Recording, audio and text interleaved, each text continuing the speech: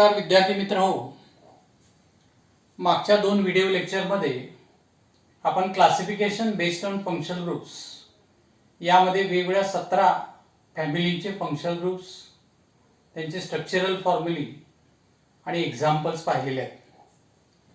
आज आपण याच क्लासिफिकेशन बेस्ड ऑन फंक्शनल ग्रुपमध्ये फॅमिली नंबर 18, 19, 20, 21, 22 आणि 23 पाहणार आहोत.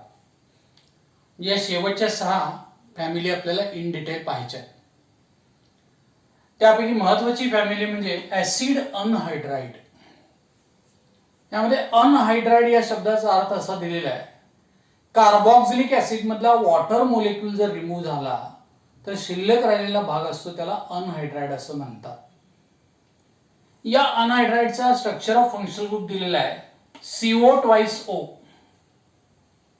म्हणजे हा तयार होताना कार्बॉक्सिलिक ऍसिडचे 2 मॉलिक्यूल्स घेतलेले आहेत. हा एक कार्बॉक्सिलिक ऍसिडचा मॉलिक्यूल, दुसरा कार्बॉक्सिलिक ऍसिड मॉलिक्यूल, आणि याला very strong डिहायड्रेटिंग agent phosphorus pentoxide बरोबर हीट केलं तर हा P2O5 वॉटर मॉलिक्यूल रिमूव्ह करण्यासाठी मदत करतो. म्हणजे त्याला डिहायड्रेशन असं म्हणतात. तर डिहायड्रेशन होताना पहिल्या कार्बॉक्सिलिक ऍसिड मधला OH ग्रुपचा H ऍटम आणि दुसऱ्या कार्बॉक्सिलिक ऍसिडचा OH ग्रुप H2O रिमूव्ह करतात. म्हणजे -H2 होतं. आणि -H2O झालं तर हा ऑक्सिजन ऍटम या कार्बोनिल ग्रुपला अटॅच होतो. तयार होणाऱ्या कंपाऊंडचा जनरल फॉर्म्युला असा दिलाय RCO2O. हा कार्बॉक्सिलिक ऍसिड पासून तयार झाला म्हणून याला आपण ऍसिड अनहायड्राइड असं नाव दिले. आणि याचा फंक्शनल ग्रुप आहे तो अनहायड्राइड ग्रुप असा दाखवला आहे CO2O. म्हणजे अनहायड्राइड म्हणजे the group remaining after removal of water molecule from carboxylic acid. आता इथे R हे वेगवेगळे असू शकतात. समजा RCH3 दोन्ही घेतले तर या अनहायड्राइडचे एक्झाम्पल तयार होऊ शकेल. पहा CH3 याचं नाव दिले ऍसेटिक अनहायड्राइड. याचं नाव काय? ऍसेटिक अनहायड्राइड. किंवा याचा फॉर्म्युला आपण कंडेन्स फॉर्म मध्ये लिहू शकतो CH3CO2SO. हे 2 CH3CO ग्रुप ब्रॅकेट मध्ये दाखवले आणि ते O ला अटॅच झाले. इथे एक्झाम्पल आहे CH3CO2SO म्हणजे ऍसेटिक अनहायड्राइड. असा C2H5 ग्रुप घेतला तर प्रोपियोनिक अनहायड्राइड होऊ शकेल. प्रोपियोनिक अनहायड्राइड हा क्लास नंबर झाला 18 ऍसिड अनहायड्राइड. नंतर आहे फॅमिली नंबर 19. याला नाव देण्यात आलं असाइल क्लोराइड. असाइल क्लोराइड मध्ये स्ट्रक्चर ऑफ फंक्शनल ग्रुप दिलेला आहे COCl. COCl म्हणजे कार्बोनिल ग्रुपला Cl ऍटम अटॅच झालेला आहे. हा CO आहे कार्बोनिल ग्रुप, त्याला Cl जोडला आहे. याला आपण असाइल ग्रुप असं म्हणतो. आणि हा जर R ला जोडला तर असाइल क्लोराइडचा जनरल फॉर्म्युला तयार होऊ शकेल RCOCl. म्हणजे R हा कार्बॉक्सिलिक ऍसिड मधला असेल. जर R यामध्ये CH3 घेतला तर त्याचा मेंबर तयार होऊ शकेल CH3COCl. यामध्ये CH3CO ग्रुप आहे, याचं नाव दिलेलं आहे ऍसेटाइल.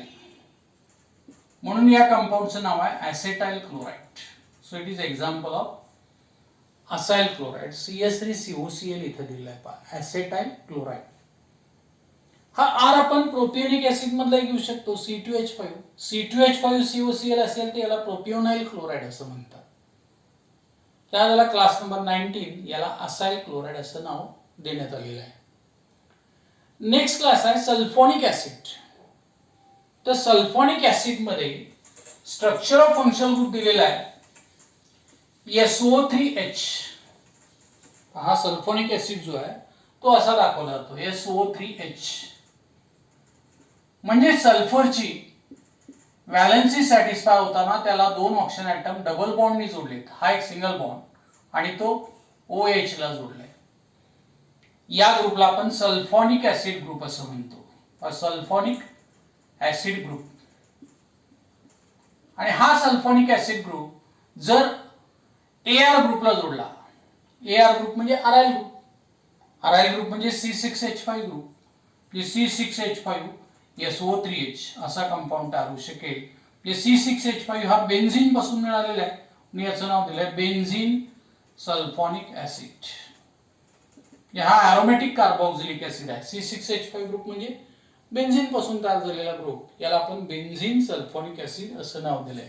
C6H5SO3H benzene sulphonic acid. SO3H कसा लिहायचा हे तुमच्या लक्षात आलेलं आहे. पुढचा क्लास आहे हायड्रोकार्बन मधला अल्किन. या अल्किनलाच 10वी पर्यंत तुम्ही शिकलेलात ओलेफिन्स असं म्हणलंय. ओलेफिन्स. ओलेफिन हा वर्ड ऑइल, ओलियम यापासून बनलेला आहे. आणि फिएंट मीन्स फॉर्मिंग, जे ऑइल फॉर्मिंग आहे तो, म्हणून त्याला ओलेफिन असं नाव दिलेलं आहे. आता ओलेफिन म्हणजेच अल्किन्स. अल्किन्स हे अनसॅच्युरेटेड हायड्रोकार्बन्स आहे. आपण classification based on structural formula पाहिलेला आहे. या अल्किनचा स्ट्रक्चर ऑफ फंक्शनल ग्रुप दिलेला आहे C डबल बॉन्ड C. म्हणजे यामध्ये एक सिग्मा बॉन्ड असेल, दुसरा पाय बॉन्ड असेल, अशा प्रकारचा फंक्शनल ग्रुप इथिलीन मध्ये असतो, म्हणून याला नाव दिलंय इथिलिनिक लिंकेज. या फंक्शनल ग्रुपचं नाव आहे इथिलिनिक लिंकेज. आणि या जर फंक्शनल ग्रुपला हायड्रोजन ऍटम जोडले तर या अल्किनचा पहिला मेंबर तयार होतो, याचं नाव दिलंय इथिलीन. इथिलीन हे 10वी मध्ये तुम्हाला झालेलं आहे.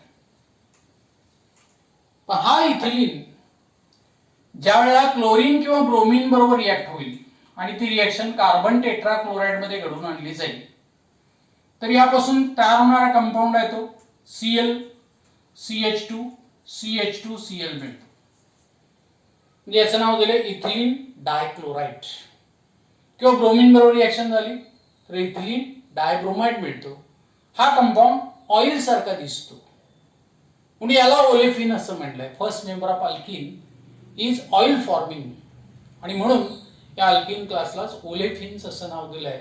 याचा जनरल फॉर्म्युला CnH2n असा तुम्ही पाहिलेला. जर कार्बन ॲटमची संख्या 2 घेतली तर हायड्रोजन ॲटम याच्यामध्ये 4 असू शकतात. हा रिप्रेझेंटेटिव्ह मेंबर आहे क्लास अल्किनचा, याचं नाव दिलंय इथिलीन. पण नेक्स्ट क्लास दिलेला आहे अल्काइन. अल्काइन मध्ये स्ट्रक्चर ऑफ फंक्शनल ग्रुप दिलेला आहे C ट्रिपल बॉन्ड C. हे कार्बन कार्बन मध्ये ट्रिपल बॉन्ड आहे. जे ट्रिपल बॉन्ड पैकी 2 पाय बॉन्ड आहेत, वीक बॉन्ड आहेत, आणि एक स्ट्रॉंग बॉन्ड आहे सिग्मा बॉन्ड. अशा प्रकारचा फंक्शनल ग्रुप ऍसिटिलीन मध्ये असतो, म्हणून या फंक्शनल ग्रुपचं नाव दिलेलं आहे ऍसिटिलिनिक लिंकेज. अल्काइन हायड्रोकार्बन आहे, पाय बॉन्ड असल्यामुळे त्याला अनसॅच्युरेटेड हायड्रोकार्बन असं म्हणतात. या अल्काइनचा जनरल फॉर्म्युला तुम्हाला माहित आहे CnH2n-2. यामध्ये n ची व्हॅल्यू जर 2 घेतली तर हायड्रोजन ॲटम ही 2 असू शकतात. C2H2 असा पहिला मेंबर, म्हणजे कार्बन कार्बन मध्ये ट्रिपल बॉन्ड आहे आणि त्या प्रत्येक कार्बन ॲटमला एक हायड्रोजन ॲटम जोडला तर पहिला मेंबर अल्काइनचा तयार होतो. याचं नाव दिले ऍसिटिलीन. पहा अल्काइन आहे C triple bond C. Acetylene हा पहिला मेंबर. समजा यामध्ये कार्बन ॲटम 3 जर घेतले तर या फॉर्म्युलामध्ये 3 व्हॅल्यू इंट्रोड्यूस केली. 3 गुणिले 2 6 वजा 2 म्हणजे हायड्रोजन ॲटम 4 असतात.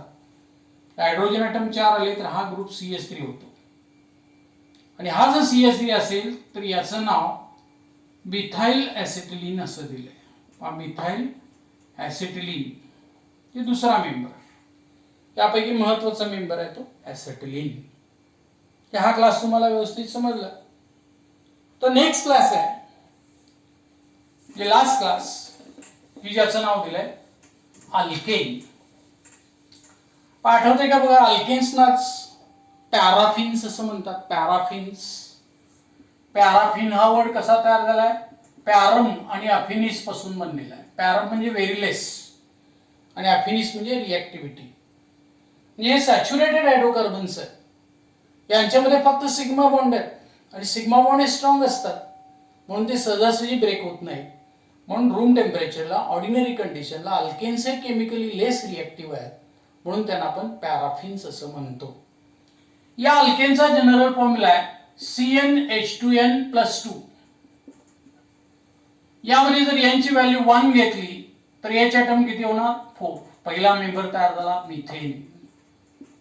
आता यामध्ये वेगळा असा फंक्शनल ग्रुप कोणताही नाही म्हणून इथे नो फंक्शनल ग्रुप दिलाय टेक्स्ट बुक मध्ये, पण नो फंक्शनल ग्रुप. आणि यांची व्हॅल्यू जर 2 घेतली तर हायड्रोजन ॲटम किती असणार 6. हा मोलेक्युलर फॉर्म्युला झाला. याचाच कंटेन्स फॉर्म्युला देता येऊ शकेल CH3 सिंगल बॉन्ड CH3. याचं नाव मिथेन आहे, या कंपाऊंडचं नाव दिले इथेन. हा महत्वाचा मेंबर इथेन. हा झाला सॅच्युरेटेड हायड्रोकार्बन, केमिकली लेस रिएक्टिव्ह. पॅराफिन, अल्काइन आणि अल्किन हे अनसॅच्युरेटेड हायड्रोकार्बन्स आहेत. म्हणजे अल्केनची रिएक्टिव्हिटी कमी असते, अल्काइन आणि अल्किनची रिएक्टिव्हिटी जास्त असते, कारण यांच्यामध्ये पाय प्रकारचे बॉन्ड्स आहेत. हा शेवटचा क्लास. याच्यामध्ये विशिष्ट असा फंक्शनल ग्रुप नाही म्हणून नो फंक्शनल ग्रुप दिलाय. रिप्रेझेंटेटिव्ह मेंबर आहे इथेन. या असे जवळजवळ 23 फॅमिलीज आपल्याला 12वी मध्ये इन डिटेल पाहायचे. प्रत्येकाचं एक एक उदाहरण आपण बघितलं. यामध्ये अल्केल ग्रुप चेंज करून वेगवेगळी उदाहरणं आपल्याला तयार करता आली पाहिजे. या फॅमिलीची नावं म्हणजेच 12वीचे काही टॉपिक्सची नाव आहेत. म्हणून हा भाग classification based on functional group 12वीच्या दृष्टिकोनातून अत्यंत महत्वाचा भाग आहे. तो तुम्ही समजावून घेतला पाहिजे. ते स्ट्रक्चर ऑफ फंक्शनल ग्रुप लिहिले पाहिजेत, त्यांचे एक्झाम्पल्स लिहिले पाहिजेत आणि त्यांची कॉमन नावं कशी लिहायची ही समजावून घेतली पाहिजेत. समजा यामध्ये तुम्हाला काही डिफिकल्टीज असतील तर तुम्ही फोन करून विचारू शकता किंवा व्हॉट्सॲपवरून विचारू शकता. ते तुम्हाला समजणं अत्यंत आवश्यक आहे. कारण 12वीच्या ऑर्गॅनिक केमिस्ट्रीचा हा मूळ गाभा आहे, बेस आहे. म्हणून तो बेस तुम्हाला व्यवस्थित समजणं आवश्यक आहे.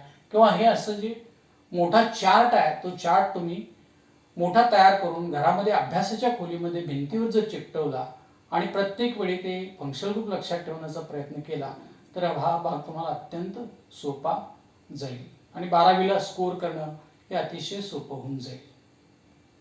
जे मला वाटतं तुम्हाला हे classification based on functional group व्यवस्थित समजलेलं आहे. याचं प्रॅक्टिस करा. आज आपण या ठिकाणी थांबूया. धन्यवाद.